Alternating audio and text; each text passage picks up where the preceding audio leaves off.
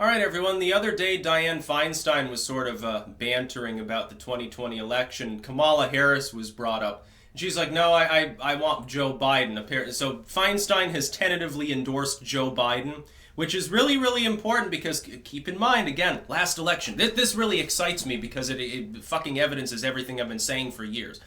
Feinstein versus De Leon in the California race. Jungle primary, two Democrats sparring in the general. Really funny system they have, although in California it's like the Democrat would win anyway. You know, against the Republican, it's like who's going to get voted for in most districts.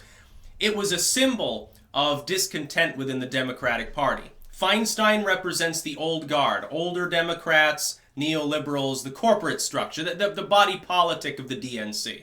De Leon represents a loose conglomeration of everyone else, plus dissident right-wingers that voted in the same election because, of course, remember, there was no Republican to vote for. And so you've got a measurement there. Feinstein's support roughly resembles, at least for the further left states, the percentile of support that is still held by the core of the party, the neoliberals. It's about 60%. In states that aren't quite so blue, it's probably lower. That's a disaster waiting to happen for the Democratic parties. This is the schism. You've just seen the first evidence of it for the subsequent election for 2020.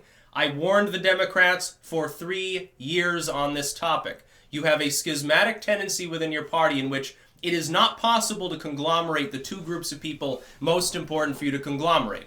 The main core of the party, that 60, 70, whatever percent, and the smaller proportion, but the largest total of what's left, which is the further left. People who call themselves socialist, social democrat, maybe they lean green, but they want to stop Trump, so they voted Dem anyway. There's a lot of people, some maybe 5-10 million voters all told in potentially competitive areas that you need to wine and dine.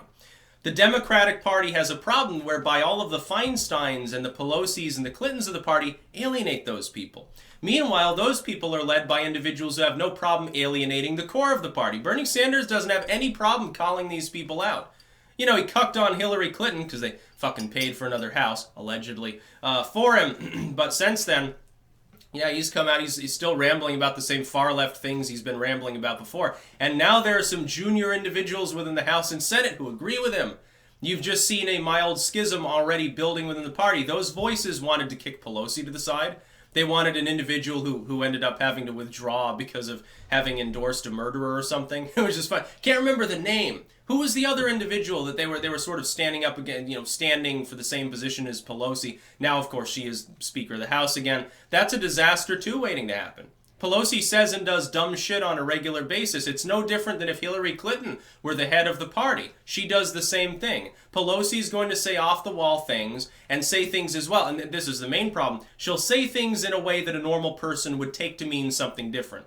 Like when she tries to be forceful and basically assertive, instead she comes off as tyrannical. This has happened before. It's like, oh, well, there'll be some collateral damage. Was that Pelosi, I think, that said that? There'll be collateral damage now that we're back in power or something like. If people resist the Democrats, there'll be some collateral damage. And I think she was talking about the further left. She's talking about progressives that are going to basically get thrown under the bus of the party if they refuse to toe the line. What it sounded like, though, is, hey, people are going to get beaten in the streets because, if the Democrats don't win, we're going to have a civil war or something like that. It's the way it was cast by a lot of people. And a lot of these people are not fucking partisan Republicans. They're not even conservative. And they get worried when they hear these things. The Democratic schism, the two things right now we need to look at the most. How much schism is happening within the Democratic Party? How much order is capable of being exerted by Pelosi, by the Clintons, by the moneyed structure of the party? Or do they lose total control of the far left that goes fucking haywire, starts alienating all the business Democrats, especially in the Rust Belt, setting the stage for a massive loss in 2020 for the Democrats? Number two, who's their actual leader going to be? Is it Pelosi? Is it whoever their candidate is going to be? I mean, if it's a Biden or a Clinton or someone, they'll definitely take center stage. If you get some upstart, they might get overshadowed by some of these other individuals. The Republicans are already making campaign ads with Pelosi's face on them because they don't have a Democratic nominee. If it's Joe Biden, my goodness. The party will be led by the establishmentarian that's actually eligible to run. Barring Hillary Clinton herself, the next worst thing would be Joe Biden. It'd be hilarious. Elizabeth Warren looks like she wants to get in. Again, not a great idea. No, I don't think that you want Elizabeth Warren to be your nominee. I don't think that the Democrats do. I think they'd be crazy to do that because she'll alienate the further left too. She's tried to straddle that line, like with her beer video. She's sitting there, she's trying to look cool or hip. And it just came off the way as in which like Beto was trying to do the skateboarding thing. Doesn't work at all. The schismatic tendency within their party, and also we got to look at economic markers. Does the economy keep growing or does it start, sliding backwards into recession territory? The latter could sink Trump's presidency. It could really take a toll on his support because one of the big things buoying him up, tax relief in the economy, ultimately. I would say at this particular juncture, I think the neoliberals will continue to hold the power within the party, but I think that in so doing, they will inevitably alienate a lot of further left voters, and you're going to see something like what you saw last time, where a bunch of them, they vote libertarian, they vote green, they vote for the Republican Party out of spite, or they vote for whatever semi-independent further left candidate happens to have been the runner-up to the neoliberal that gets coronated by the DNC. I think you're going to see 2016 all over again, requisite with all of its bad blood, and then I think you see the Democrats fucking collapse. And that's good for them long term, because the 90s style of politicking that they currently use no longer can win elections. The Republicans are busy modernizing. Some of them are resistant. They've been kicked aside. The Jeff Flakes and John McCains are on their way out, which is good, again, for the Republican Party.